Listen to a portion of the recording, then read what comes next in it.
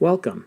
This is a video presentation of the paper, A Universe from Itself, the Geometric Mean Expansion of Space and the Creation of Quanta. Part 7, The Large Number of the Universe. We have seen repeatedly the term RH divided by 2LP quantity squared. RH is the hyperverse radius, and L sub p is the Planck length.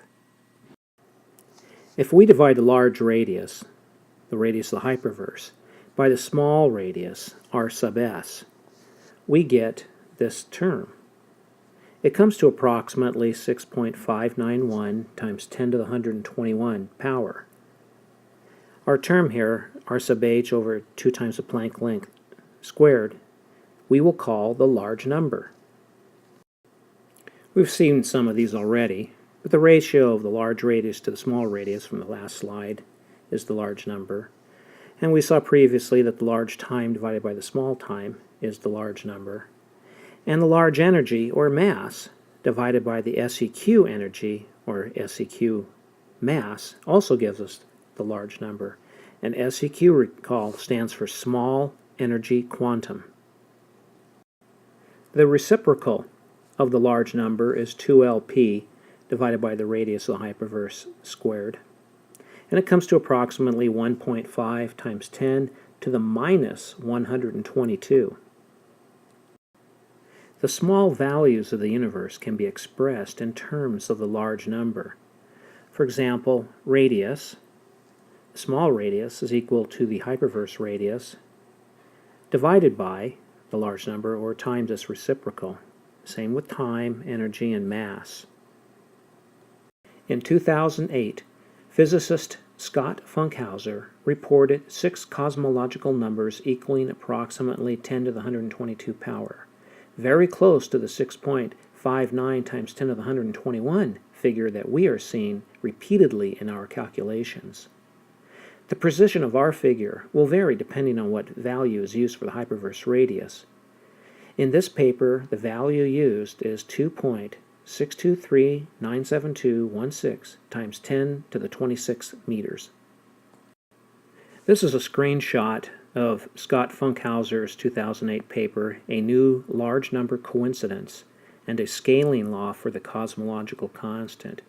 It appeared in the Proceedings of the Royal Society, and we're going to refer to this paper quite a bit in this particular video. One of the examples, the first example, Scott Funkhouser gave as producing this large number is the ratio of the initial mass density to the vacuum mass density of the universe. And we're going to set this up. Our initial mass density will be the initial mass divided by the initial volume. And that quantity will divide by the mass of the observable universe by the surface volume of the hyperverse. At the bottom here we have a screenshot from the Funkhouser paper, and one's his first example. We have the Planck density divided by the vacuum density, and Dr. Funkhouser comes out with 7.1 times 10 to the 122 power. Using our figures from our geometric mean model, we insert our initial mass, our initial volume, and divide that by our m sub o, the mass of the observable universe, by the surface volume of the hyperverse, and we get the large number, which comes to about 6.59 times 10 to the 121 power. In Scott Funkhouser's second example, he gave the ratio of the largest mass to the smallest mass. And at the bottom here is a screenshot again from his paper. M sub p is the particle horizon. We'll take that as the radius of the observable universe. And this W stands for the Wesson mass. Paul Wesson calculated a small mass which is very close to our SEQ, small energy quantum mass. Scott's result is here. We take our values, and we've already done this in this very same video, and we get the large number. Scott Funkhouser's third example relates to the maximum number of degrees of freedom available to the universe. This upper part here is a screenshot again from his paper, and this equation here in this term, r sub e refers to the event horizon radius. His final value is 2.5 times 10 to the 122. Using our terms for this third example, we take, instead of the radius of the hyperverse, we will insert the equation for the event horizon, or the Schwarzschild radius. And doing that calculation actually produces RH, radius of the hyperverse, divided by 2. And we did that in the very first paper in the whole series. And our final result is pi times the large number. So you notice we stick this in here, the square drops down to a 4 down below, and we get our large number.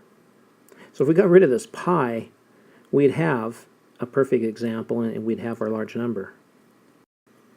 Looking at Scott Funkhouser's fourth example, we'll take the screenshot here, and this refers to the maximum number of operations that could have been performed by the mass of the observable universe.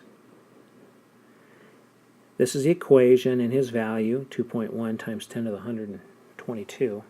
We will insert our values for this equation here, and we come up with 1 over pi times the large number.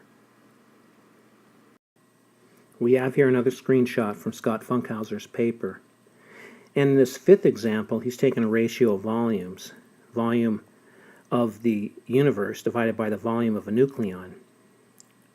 This is our version of it. Now he's using V sub e, and that is the event horizon. And we know the event horizon is 1/2 the radius of the hyperverse. So in our example, we'll take our 2 pi squared times 1/2 r sub h cubed and divide it by our version of his nucleon volume. Now, here's the thing. He says up here that the characteristic size of the nucleon is the order of 10 to the minus 15th meters, which is on the order of the Compton wavelength of the nucleon.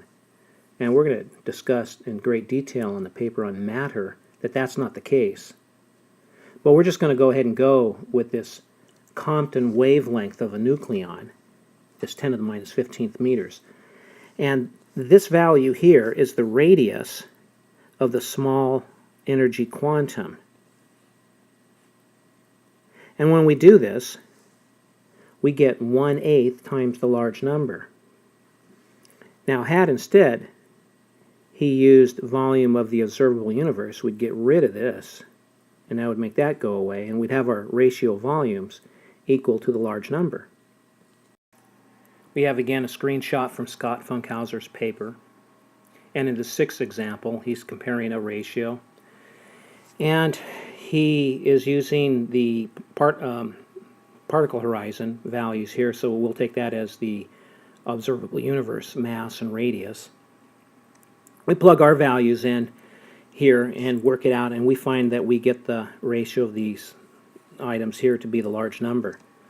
This value here is the small energy quantum radius, and in particular the mass that we're using is the ideal particle mass, and it's a value that we will calculate on the paper on matter. Again, we have a screenshot from the paper, and Scott Funkhouser gives 2 equations that produce a value near the large number. He uses, again, event horizon mass and event horizon radius. Now down here we have our 2 versions of it. This one goes to this one, and this goes to this one on the bottom. But if we just put in the observable universe values, we get 1/4 times the large number. In this particular case, we actually get the large number.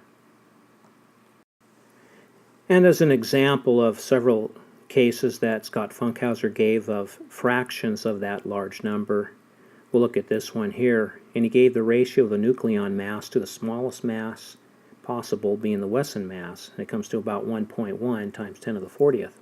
We use our values in this particular ratio. We have our ideal particle mass divided by the small energy quantum mass, and we get RH over 2LP to the 2/3, approximately 4 times 10 to the 40th. We are going to move on now and talk about frame advances. This is a concept that we discussed in length in the paper on time.